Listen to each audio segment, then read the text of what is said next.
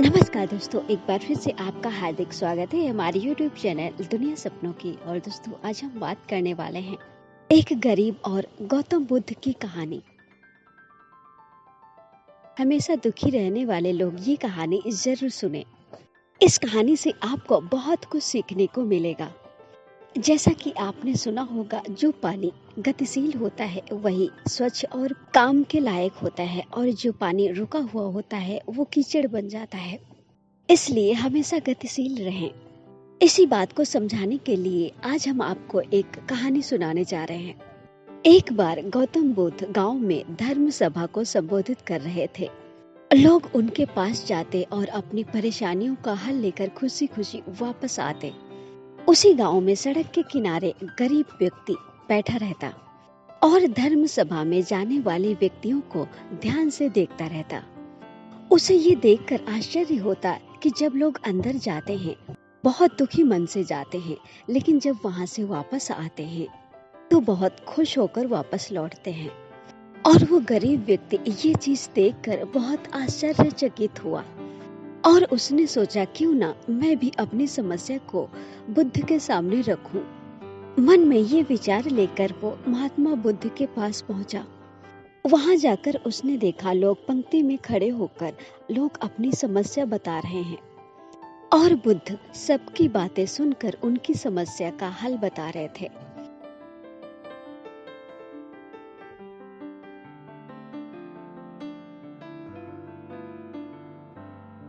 और जब उस गरीब व्यक्ति की बारी आई तो सबसे पहले वो महात्मा बुद्ध के पास जाकर उसने प्रणाम किया और उसने कहा, इस गांव में लगभग सभी लोग खुश और समृद्ध हैं, फिर मैं ही क्यों गरीब हूँ।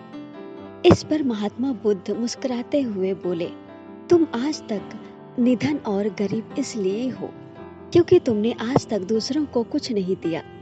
गरीब आश्चर्यचकित होकर बोला, भगवान भला मेरे पास दूसरों को देने के लिए क्या होगा। मेरा तो स्वयं का गुजारा बड़ी मुश्किल से हो पाता है। लोगों से भीख मांगकर मैं अपना पेट भरता हूँ। इस पर महात्मा बुद्ध कुछ देर शांत रहे और फिर बोले, तुम बड़े अज्ञानी हो। ईश्वर ने तुम्हें दूसरों को देने के लिए बहुत कुछ दिया है, मुस्कुराहट दी है जिसे तुम दूसरों में आशा का संचार कर सकते हो, मुंह से 2 मीठे शब्द बोल सकते हो, 2 हाथों से लोगों की मदद कर सकते हो। ईश्वर ने जिसे ये 3 चीजें दी हैं वो कभी गरीब और निर्धन नहीं हो सकता। निर्धनता का विचार तो आदमी के मन में होता है। ये तो एक भ्रम है, ये अपने दिल से निकाल दो। ये सुनकर उस गरीब का चेहरा चमक उठा। ये कहानी सुनकर आप समझ गए होंगे, गरीब होना तो एक भ्रम है, ना कि वास्तविकता। आप जैसी सोच रखते हैं वैसा बन जाते हैं। आप दूसरों की मदद करेंगे तो हमेशा खुश रहेंगे। ये थी गरीब और भगवान बुद्ध के बीच की कहानी। आपको कैसी लगी कमेंट करके जरूर बताइएगा।